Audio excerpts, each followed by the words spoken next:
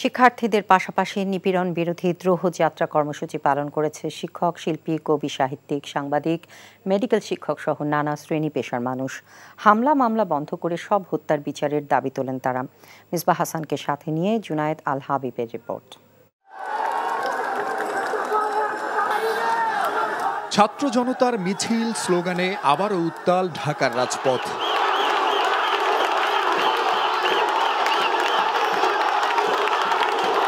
শিক্ষার্থীদের উপর নিপীড়ন, নির্যাতন আর হত্যার প্রতিবাদে জাতীয় প্রেস ক্লাব থেকে ছাত্র জনতার দ্রোহযাত্রা ঢাকা বিশ্ববিদ্যালয় এলাকার রাজু ভাস্কর্য হয়ে কেন্দ্রীয় শহীদ মিনারে অবস্থান নেয়। শিক্ষক, শিক্ষার্থী, অভিভাবক সহ মিছিলে যুক্ত হয় হাজারো মানুষ। কণ্ঠে ছিল ঘৃণা আর প্রতিবাদ। যে রাষ্ট্র শহীদের হত্যার বিচার করতে পারে না, সেই রাষ্ট্রের কাছে আমাদের আর কোনো পতন এখন একমাত্র দাবি। আমাদের এখন একটাই দাবি, রাষ্ট্র সংস্কার।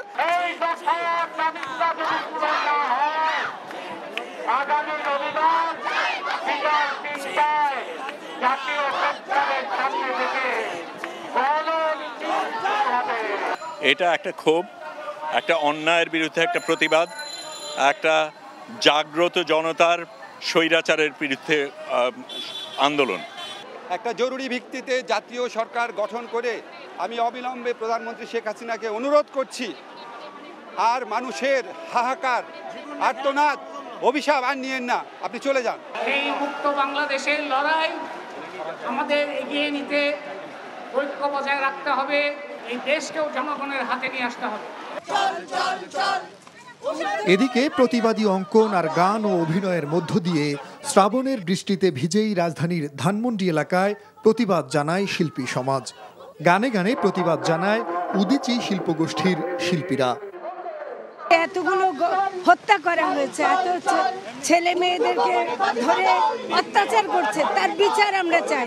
আমি আমার নিজের বাচ্চাকে নিয়ে আজকে দাঁড়িয়েছি এবং এর দ্বারা অন্যান্য মা বাবাকে আহ্বান জানাচ্ছি, আর ঘরে বসে থাকার সময় নেই। সোচ্চার হন, যে হত্যাকাণ্ডের দায় আসলে কার? এই হত্যাকাণ্ডের দায় সরকারের।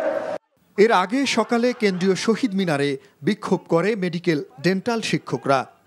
বিক্ষুব্ধ কবি, লেখকরা অবস্থান নেয় বিশ্ব সাহিত্য কেন্দ্রের সামনে। কারওয়ানবাজার এলাকায় মানববন্ধন করে বিক্ষুব্ধ সাংবাদিকরা। বল প্রয়োগ ও গণগ্রেফতার বন্ধ করে অবিলম্বে শিক্ষার্থীদের ৯ দফা দাবি মেনে নেয়ার আহ্বান সবার। জুনায়েদ আল হাবিব, NTV নিউজ, ঢাকা।